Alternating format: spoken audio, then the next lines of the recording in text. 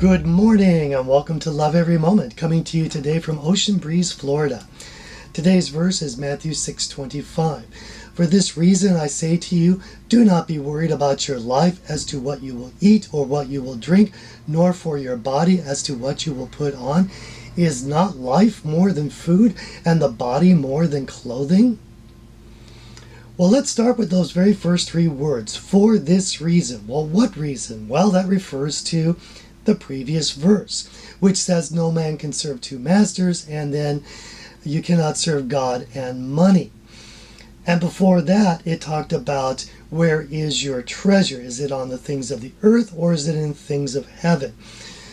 Now, in last week's video, and I have the link right up here, I suggested that it has to be 100%. You can't do 99% God and 1% the things of the earth. It really has to be a full out commitment to God, that He could have it all. With that in mind, today's verse starts a section of don't worry, I've got this. I know it's a big step of faith. In fact, it's more than a step, it's a leap of faith to really put our full trust in God that He's going to take care of everything there. After all, we are human beings. We were raised as human beings. We see physical things. We trust on physical things. I trust that this chair will hold me up and that this video camera will work. We were raised to save money in a bank. That's a human institution.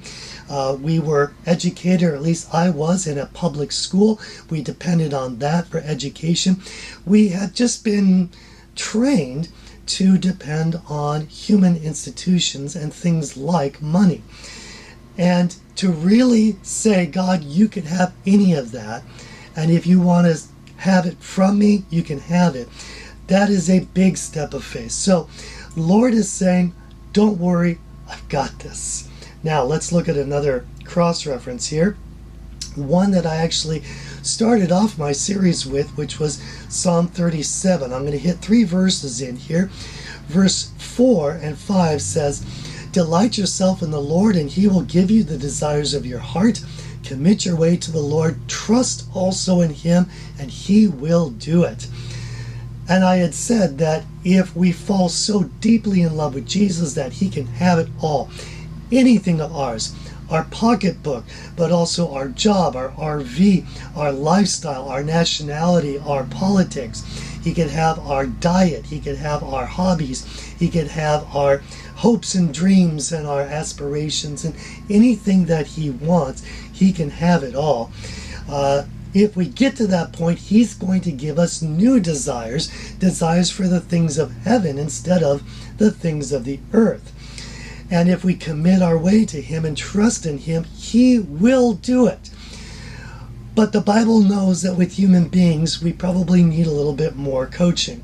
So that's where verse 25 comes in the same psalm. I have been young and now I am old, yet I have not seen the righteous forsaken or his descendants begging bread. God has our backs. If we give Him everything, that is a leap of faith, but He is not going to abandon us. It would be a shame for Him to do so. So we need to know that He's got us. It doesn't promise us a life of luxury. He doesn't promise us a life free of pain. But as a loving Father, He's got our backs, okay?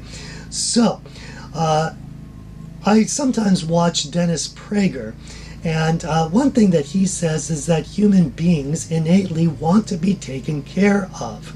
And that's why so many human beings are attracted to the idea of socialism, because it's a form of government that supposedly is going to take care of you. And of course he argues don't do that. I would argue the same. Don't trust in socialism just because it's a human institution. Trust in Him. He's going to do a better job than any human institution can. So let's love Him with wild abandon, because He will never abandon us. And if we abandon the things of the earth, what do we get? The treasures of heaven. Because if we love every moment, we're going to love every moment. I'm your average wretch, and I hope you have a great week.